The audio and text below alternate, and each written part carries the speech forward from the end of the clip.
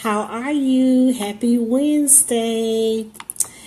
My name is Sonia Cato Howard, and I am partnering with Kimmy McNeese to do E-Women. We have a online message that we do every first and third Tuesday of the month, and it's on a meetup. It's called E-Women Meetup, and you don't have to be in Atlanta. You could be anywhere.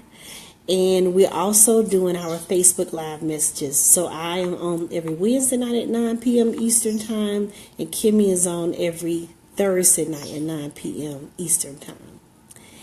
And thank you for joining. Tonight I want to ask you, are you asking for help for your goals and your ideas?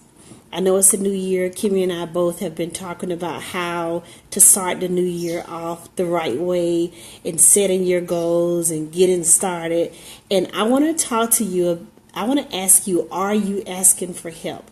You have your ideas, you have your dreams, and you've been talking about them. You've probably been talking about them for several years, but you haven't gotten anywhere. You haven't even researched anything. You're just talking about it. And you're just talking about them. In fact, maybe it could be because you don't know where to start. Maybe you're overwhelmed with the information. Maybe you're afraid that the ideas that you have won't work. And you're watching other people who are doing their dreams, following their dreams, and everything is working out for them. So maybe you're just kind of talking yourself out of them. In fact, you may be making excuses. Excuses like, I'm too tired, I'm too busy, I don't have enough money. Well, I want to do a shout out to my girl, Bridget Renee, who has, it's called Lunch Break Hustlers. And what she does is she tells everybody how to do something towards your dreams and your goals on your lunch break, how to make it really count. So there's always something that you can do. And if you keep waiting, another year will go by, right? The truth is, you really need to start somewhere. You need to stop talking about it. And I think that you need to ask for help. You can ask for help. You can talk to yourself to work through things about help. Ask yourself. You can ask friends or people who you know who are in the business for help. And you can also ask God for help. And so when I say ask yourself for help, that means getting clarification, right? Sometimes we do a lot of things. If we work in our head, we can ask ourselves, what is holding us back? What's holding us back? Because sometimes you do self-sabotage because you're thinking too much and you're thinking it won't work, so you don't do anything at all. And now time keeps going by. You also can ask yourself, do I really believe that it's possible for me? Some people think that it's not possible, so they don't do anything at all, right? You can ask yourself, what would really make me happy? That's what you need to do. You really need to clarify what you're working on, and is it really going to be something that's going to make you happy? You can ask yourself, what do I really care about? Because, you want to do something that's passionate about. Maybe the reason you haven't started on it is because you're not passionate about it. And then you also can ask yourself, who else can I help? Who else can help me? So I want to that's the first thing you could do. You can ask yourself. The second thing you could do is you can ask somebody else for advice. The reason why you ask other people is because there are people that are already doing what you're doing. And so you can ask them, what am I doing wrong? And they can tell you maybe you're approaching it wrong. You can ask, how do I get started? If they've already done it, they can tell you how to get started. You can ask, what can I watch you? Can I follow you? Can I shadow what you're doing? When we started our Girl Scout troop, Beyond Bars in the prison, we went to another Girl Scout troop to watch them to see how they were doing it. A lot of people will be willing to let you see what they're doing. You can ask them, what do they recommend that you do? Because if they're already doing it, they should have many things that they can recommend for you. And I like this one. You can ask, will they refer you to someone. The lady who was helping me with my e-girls program, not only did she give me a space, but she has introduced me to so many people that can help me. When you ask other people, people will give you ideas and things that you haven't actually thought about to do, how to get started. And of course, this is the first one I should have said. You can ask God for direction. Of course, I don't do anything without asking God. And you can ask God, is this your will for me? God has created you for a specific reason. Why not ask him, is what your ideals, is this what he wants you to do? Or you can ask, what should I do? Right? Because of your gifts and your skills and your talents, God may, he may give you another idea of what you should do. Where should I go? Maybe he may have you focus on a specific side of town. Maybe you need to go out of state. Who should I talk to? Again, God will put those people in your path that will help you. He may want you to speak with a different demographic. He may have you go on social media and do, because there's a whole audience on social media like Facebook Live. He may have you to speak to children. He may have you speak to black women or just men, So you don't know. It's a good thing to just ask these questions. What should I say? I mean, when you talk about this, you're talking about your passion, right? God may have you talk about your passion. God, in my case, I talk about struggles. That's what I talk about. I don't talk about the other things. I talk about struggles. So I want to give you 3 examples of how, in my situation, how I always ask God for help, whether it's for something in my career, whether it's I'm in danger, or whether it's even something for fun. I always ask God for help. The first example, in this situation, I was asking God for direction. I was going to Aruba. And when I was going to Aruba, I had decided I was going to interview somebody while I was out there. I actually had someone that I was going to interview. And on the second day that I got there, I realized that this person wasn't even actually on the island. Apparently there's a Aruba in the United States also inside. And so once I talked to the lady, I found out she wasn't even on the island. So at that point, I started praying and asking God, okay, God, I need to interview somebody while I'm on this trip. And so the end of the week almost got there, and actually that next day I was at the beach, and my daughters, we were getting ready to do some water ride, and it was a lady sitting there who we signed up for the ride, and I asked her, my ministry at the time, I was focusing on, what the islands, if they had a problem with people struggling with abortion, so that I can create an opportunity to go out there and speak. And so the lady, I asked her, did they have a problem? And she said, no, we don't have a problem. What we have a problem with is people that come here during carnival season and they get all of our girls pregnant. And then the next year, we have all these little babies being born who would never meet their fathers. And so the island created a ministry called the White Yellow Cross. And what this organization does is to keep the girls from dropping out of school. They get the nurses go into the home and take care of the babies.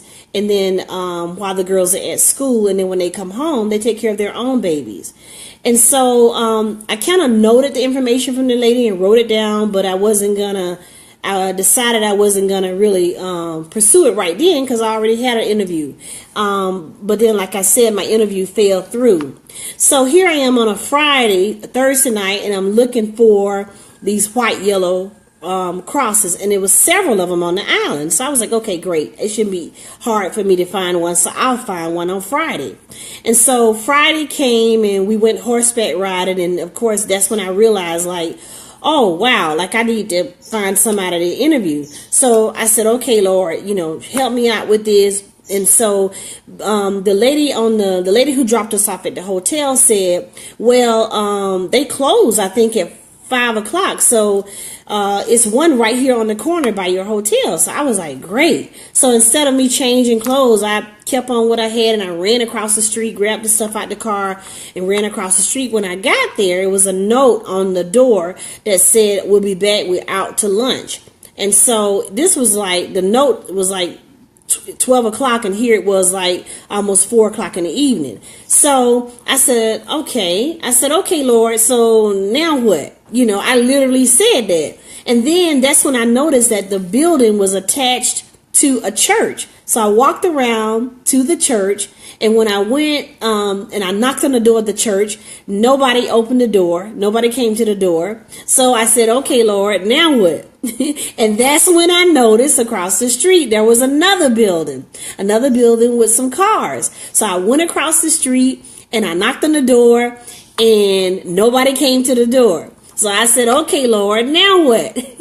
That's when I noticed down the street was some kids and a bunch of cars. And so I went and got my car and I drove down by the kids. I figured it had to be somebody down there because nobody would just leave their kids there. And the good thing about Aruba is that they speak English, which that's not true for all the islands, but this island, they actually speak English. So I asked the kids, I said, where are your parents? They said, they're inside this room. So I went inside the room and I said, hello, everyone. I'm trying to reach this yellow white yellow cross. And they're not in the office. Is there any other buildings around here like that? And they said, oh, yes, it's one in the middle of the island, but it's a very long way. So I said, that's okay.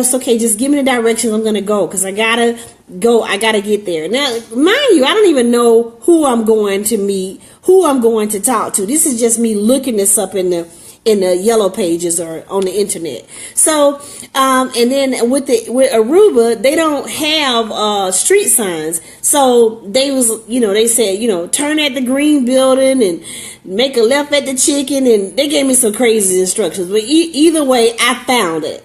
And they were very easy to find because they're yellow and white houses. So I found it. I parked my car. I went inside. The receptionist was there. And I said, yes, is your director here? And she says, well, my director is not here, but he's on his way. He should be here, but I don't know when he's going to come. So I said, okay, well, I'll just wait. And she says, okay, but I'm not sure when he's going to come. I said, okay. In the meantime, I asked her, well, who's is the person that's here that's responsible over the pregnancy center, the pregnancy program where they help the young girls? And she says, oh, you mean, we're going to call her Miss Smith. Miss Smith. Well, yes, Miss Smith is, I can go back and get her. I said, okay, well, great. Go get her. Thank you. So she goes back to get Miss Smith. Miss Smith comes back out to me and I explain who I am. She's looking at me from head to toe because I have on these. We just went horseback riding, so I didn't look appropriate for a meeting. But I told her what I was there for and what I wanted to interview them about the program.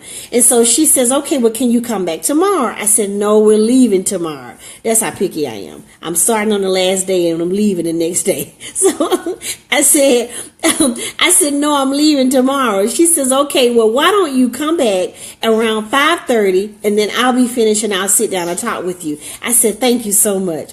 Well, right when I turned around, the director was coming in. And the director, I introduced myself to him. He looked me up and down again.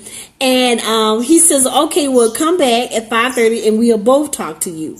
Now, the miracle about this whole thing is I had an opportunity to go back and change my clothing and get presentable and to come back to interview me.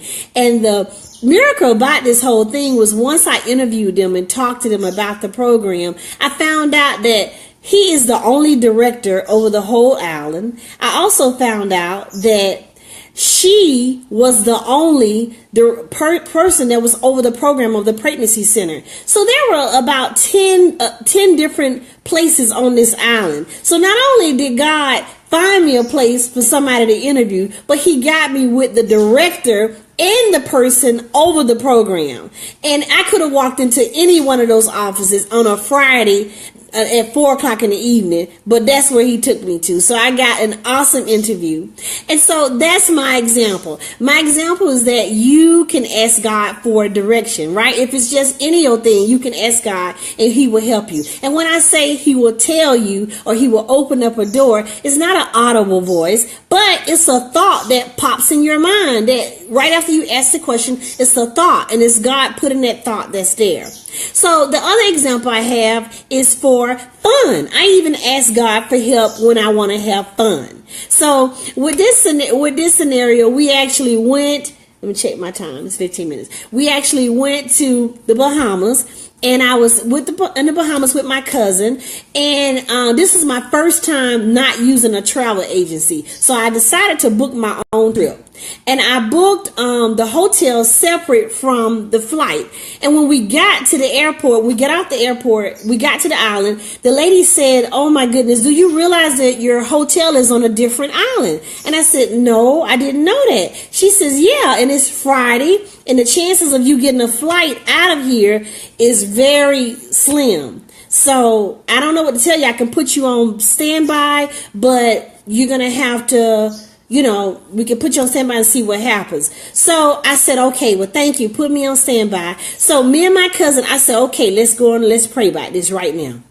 So we prayed, and I said, "Okay, Lord, now I know you take care of babies and fools, and I'm asking you to please help, work this out. Don't let our vacation be spoiled starting off, but help us get on that island, to the right island where our hotel is."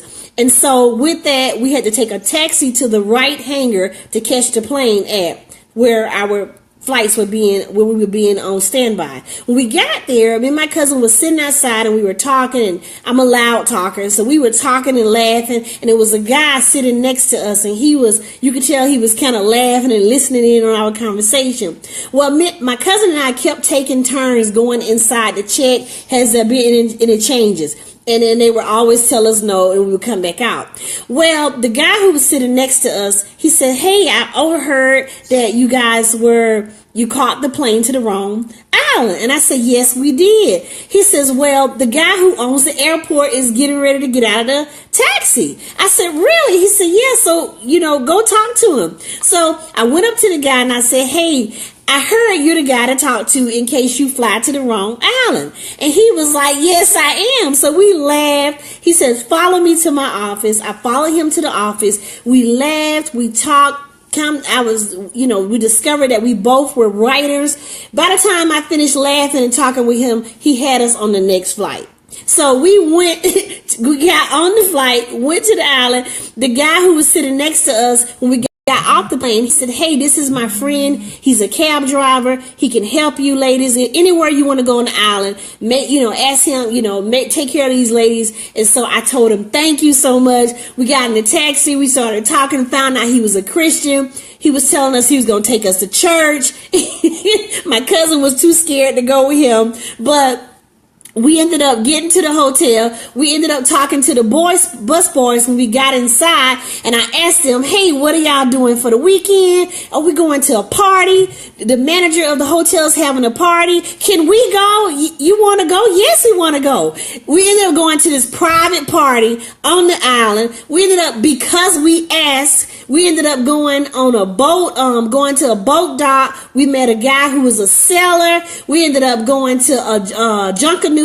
They was practicing for a Junkanoo parade. We ended up going to that down by the fish fry. We ended up going to the Soca Fest, which is a concert that we went to, and we were escorted by a policeman and the sailor who we met the previous nights before, and they almost pushed us up to the front of the concert. So we ended up doing that. We ended up, it was so many things that we ended up doing just because we asked. Okay? So that's what I'm saying. And I'm saying, when you ask people, things will open up for you. So I'm saying, asking, you'll find out about how to do things, right? The next example is, even when I'm in trouble, I ask for help. Especially when I'm in trouble, I ask for help. So there was a time when I'm always getting in trouble because I love water, and I jump into deep waters, and I find myself praying and asking God, "Please, don't let me die like this." I jump in rivers. I go down water slides in the oceans. I do a lot of crazy stuff, and God always have to rescue me. So I am saying that you can ask God for help when you're in trouble. You can ask God for help when you need direction. You can ask God for help even for fun. I think that you can change your circumstances, reach your goals, make a difference in this world if you ask. But you have to ask, because you can't do everything by yourself. And of course, once you get this information, you need to do something with it. Thanks again for listening to my message. I hope you enjoyed it. Share it, repost it, and check us out. Check Kimmy out tomorrow night, Thursday night at 9 p.m. And check me out every Wednesday at 9 p.m. Thanks for listening.